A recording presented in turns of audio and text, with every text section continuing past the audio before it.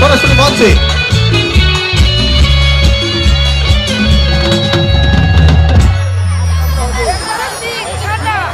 সে গীতা এলএলবির মেহেক একদম আপনাদের সামনে একদম সরাসরি।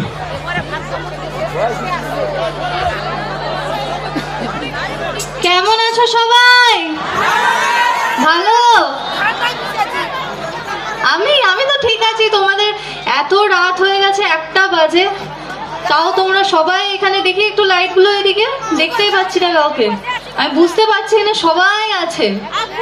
একটু দেরি হয়ে গেল না? অনেকটা দেরি হয়ে গেছে।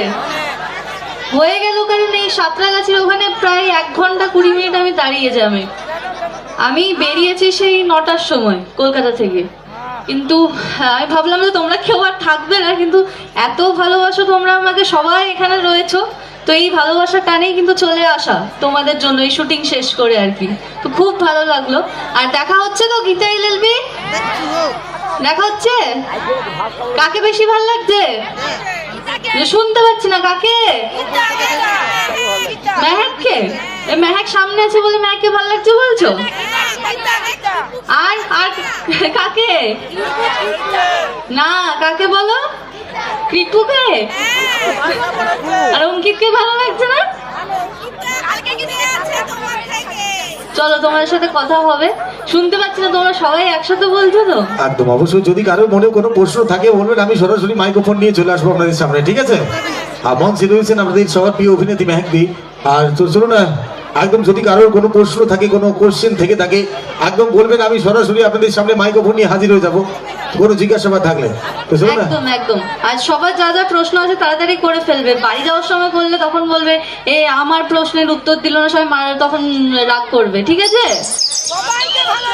একদম সবাইকে ভালো লাগে।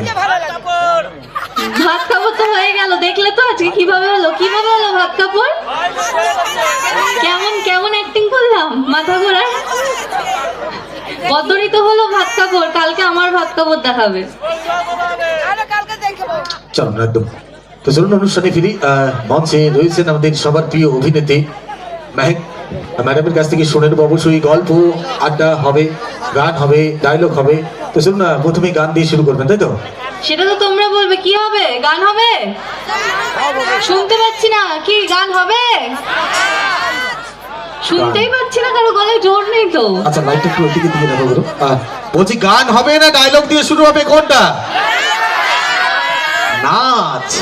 নাচ তো হবে, দাঁড়ান একটু, আমার ডান্সাররা রয়েছে।